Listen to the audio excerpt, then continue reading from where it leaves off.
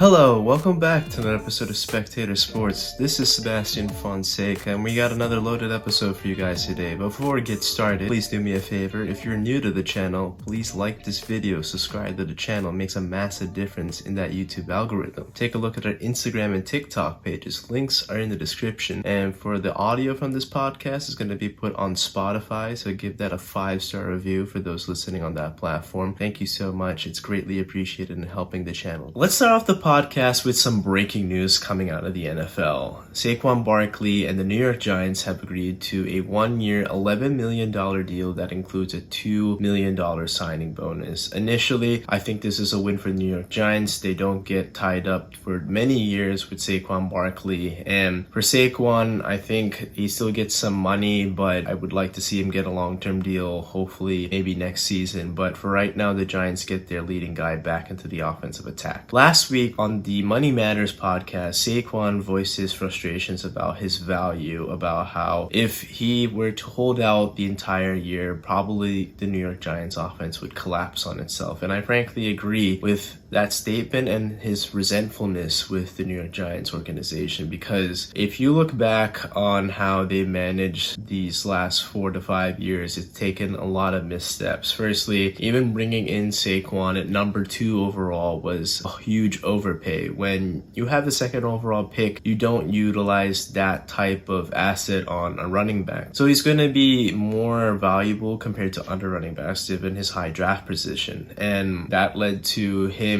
staying around for the full 5 years and then having a franchise tag deal. And they decided to bring in Daniel Jones a year later. And while his play has been inconsistent, he did step it up in 2022. But I attribute that to mostly thanks to Saquon Barkley and his availability in 2022. In the entirety of Daniel Jones' career, we've seen him be fairly inconsistent, if not totally putrid, especially with turnovers. And 2-3 seasons, it's been with Saquon Barkley in and out of the lineup. With Saquon, Daniel Jones looks like an above average starting quarterback, but when he doesn't have Saquon, he reverts back to looking like a complete bust. That's where I'm very confused about the New York Giants and their front office, because somehow they're going off of 1 year that he played pretty decent and they gave him a multi-year contract with on an average of $40 million a year. If I were the New York Giants, I would have given Daniel Jones the franchise tag. It just ties him up for 1 year and you can still have that flexibility to sign Saquon to a long-term deal, because the long-term dollars for running backs are still going to be fewer than a quarterback deal. And I'm not convinced on Daniel Jones. So even if he were to play with Saquon this year, and let's say he does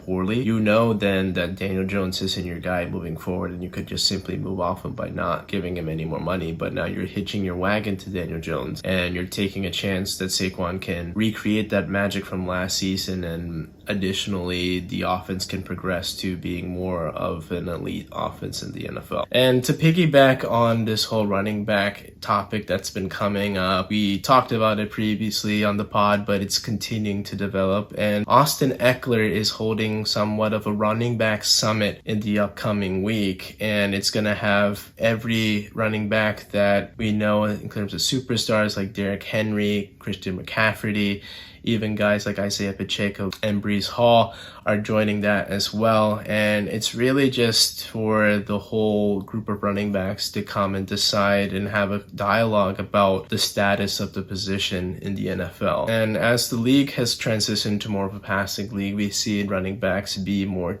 disposable. Why draft or use big time draft capital on a running back when I can get any other running back in the later rounds, or sign somebody off the scrap heap and just put him behind my offensive line that I invest dollars in terms of the trenches? It's a very tricky thing. I don't know if there's an actual solution to this matter, because the CBA, which is negotiated partially by the NFLPA, and they represent running backs as well, they're stuck in this deal 7 more years that doesn't expire up until 2030. I would love to see some changes personally. I mean, they should change a few requirements in terms of making running backs eligible after even 2 years of playing college ball. That way they can get to the league sooner. And then I would have them remove this whole franchise tag deal off of running backs, because what you can do is, let's say you have a draft pick that has a minimum of a 4-year contract. You can slap on 2 more franchise tag deals, so that means you have 6 years of fairly cheap labor, and that's great from a business perspective, but it sucks for the players. Then you have another option of adding in, or at least increasing, that running back rookie wage scale, because they already are bereft of those dollars when they start, and it's very hard to even get a second deal that's worth anything long term. And I understand players are looking for long time security. That's why they suit up and put their bodies in risk, and they take a beating every time they touch the ball. It's so hard to really figure out what to do with this situation, because I see running backs similar to what you get as a new car on the lot. The second you drive it off, that value depreciates. It's just so hard because, like I said, every time they touch the ball,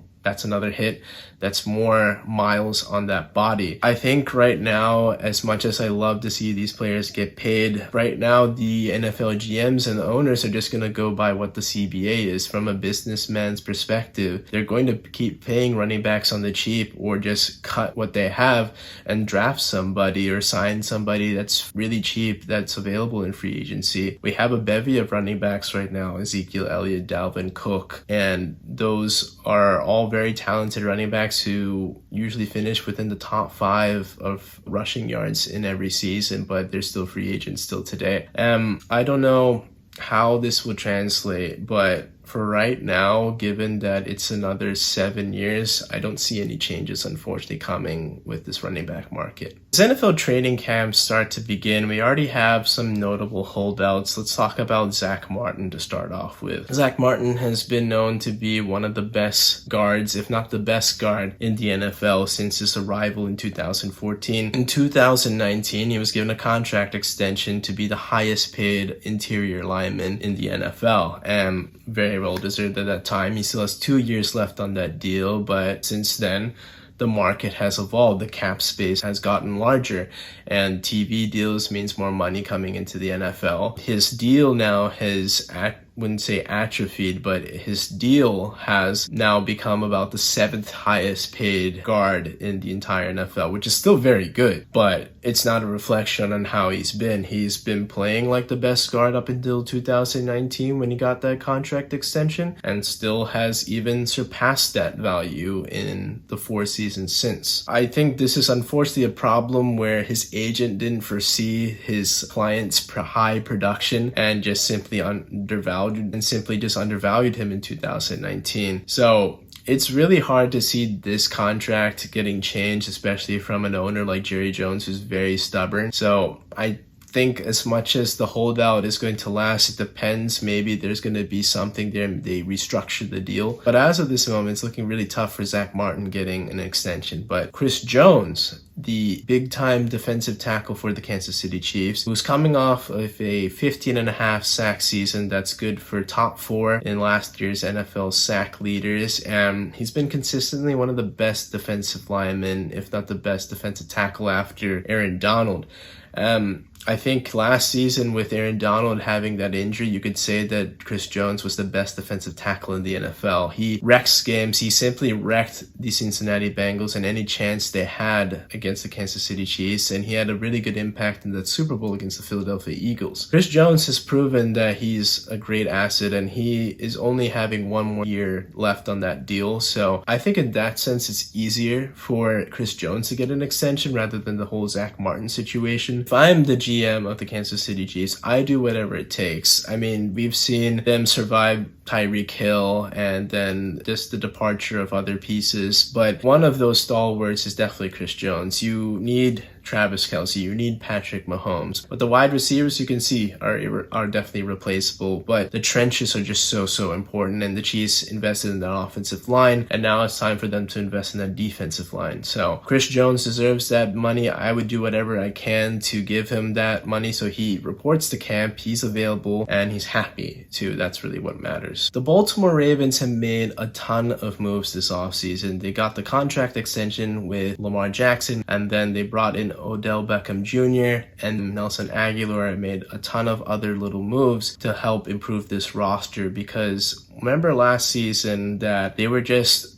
a bizarre Tyler Huntley goal line play away from upsetting the Cincinnati Bengals on the road, and this is without Lamar Jackson. This year, Lamar is hoping to be healthy and playing the entire season, and with these extra offensive weapons, plus the addition of Todd Monken from University of Georgia, their OC, going to bring some fresh ideas to this Baltimore Ravens offense. I think defensively, they're still going to be very elite. They have the same secondary and improved linebackers as well. They have a pretty decent pass rush. Defensively, I think they're fine. It's just a matter of whether Lamar can stay healthy and then whether or not this offense can really challenge NFL defenses. The problem is that the AFC is super competitive. We know Kansas City Chiefs are just a tier above everybody else. They've won, they've been consistent, they've made 5 straight AFC championship games. They're also the defending Super Bowl champions. With Mahomes there, it just makes sense that they're going to be lauded in as the favorites coming out of the AFC, but it's still very competitive. Even in their own division in the AFC North, you have the Cincinnati Bengals, who have made back-to-back trips to the AFC championship game with Joe Burrow at the helm. I think Joe and that highly potent Bengals attack is going to challenge that Baltimore defense, but that defense can give Joe Burrow some problems because they have some holes in that offensive line. It's going to be really interesting to see these two teams go at it twice a year, and then whoever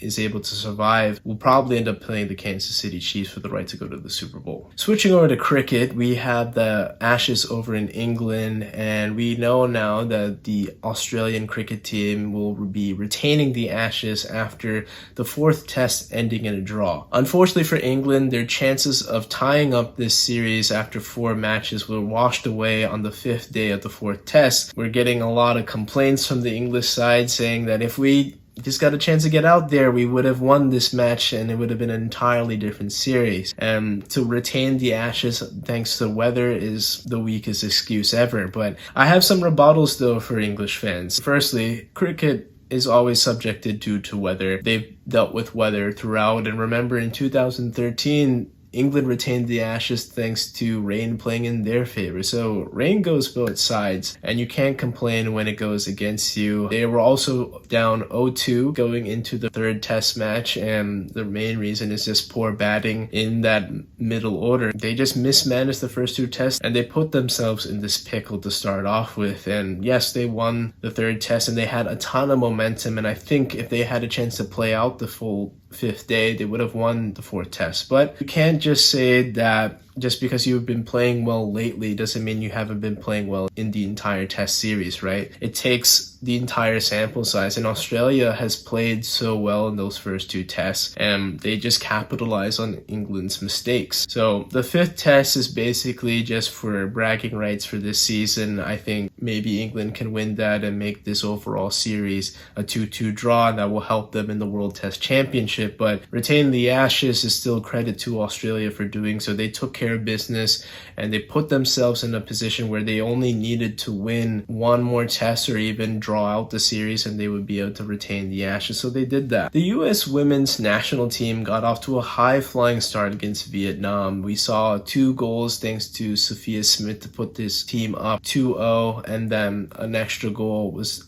made it a 3-0 win. Great way to start off the tournament. I think they showed signs that they just have an unreal amount of depth. But their next test against the Netherlands is going to be significantly harder. The Netherlands were the runners-up in 2019, where the US beat them head-to-head in the final. They're going to be a lot tougher than what Vietnam was able to provide early in the group play stage. I still give the nod to the women's national side there just because they just have so much depth. I was slightly concerned definitely because they missed a penalty kick off of Alex Morgan, but overall, I mean, winning 3-0 is a pretty comfortable win there. I think they'll be able to beat the Netherlands and have control of the group, advance the knockout stages with ease. And now it's just a matter of whether or not they can stay diligent in the knockout stages, because we've seen them in the Olympics. They've dropped off a nod there where they can be susceptible to having poor days and allowing them to drop a match. In those single elimination matches, it's win or go home, so they have to bring their A game in the World Cup when it comes to the knockout stages. But I do expect them to win their group quite comfortably, and we'll see how it rolls out in the knockout stages. So that's it for this episode of Spectator Sports. As always, I appreciate you tuning in. Like this video, subscribe to the channel if you haven't done so already, and I'll catch you on the next one.